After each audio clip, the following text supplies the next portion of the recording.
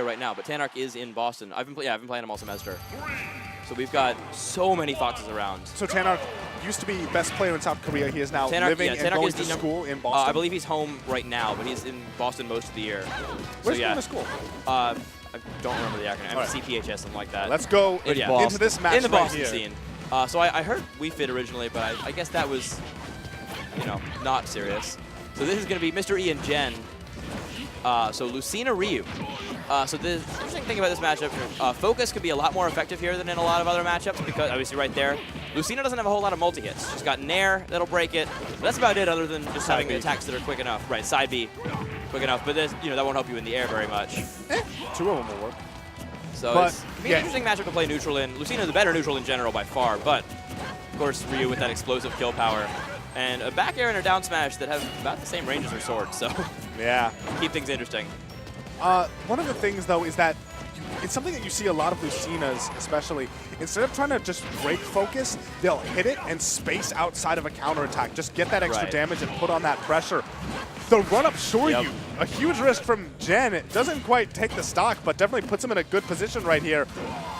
Hard read in the Nair is not quite going to steal the stock, but he's Ryu off stage now.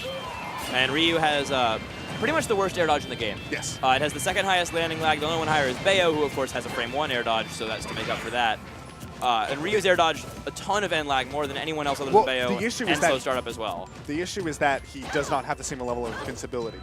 Right, yeah, exactly. He has that's what I mean. There's more end lag frames where you're not invincible but still in the air dodge. Technically, the length of it is around the same as some other bad air dodge characters. Yeah. But we need to get back to this match. The bulk of this match right now is that Jen is playing from behind, but we've seen him do this countless times. Mr. E cannot get too comfortable. Oh, I like the mix-up right there. The shield breaker coming back on the stage. He had her jump, might as well use it. Oh, went for the stage spike with the up B. Right now, okay, Mr. E throwing Jen off stage once again. I like the rising Tatsu there to get back to stage. It's a good option. But Mr. E's spacing, as usual, is just impeccable. Yeah. Oh, and right as we say that, the back air from shield Jen breaker backfiring. Yeah. Nice back air. Now we have a very, very close match all of a sudden. 2 more hits, maybe one more combo, he might just die. Oh, it's really smart focus right there. And there, it even broke through Nair because it was only the second hit of it that connected. Okay, back air putting Jen off stage once again. We're seeing Mr. E kind of go for this rinse-repeat process where Jen is going to be put on the stage. This is the first time we've seen him with a little bit of stage control. But he is almost at Shoryu %. Max Rage Ryu kills very, very early. And now he is past Max Rage. Yep. Surprised he's not going for any counters on this. Anyway, right now... Something just happened in the venue. I don't know what it was. But we're going to send Jen way off there. Once again, he's on the ledge. Oh! Nair has to take it. Okay. Good spacing, as always. And always a little thing to watch out for there.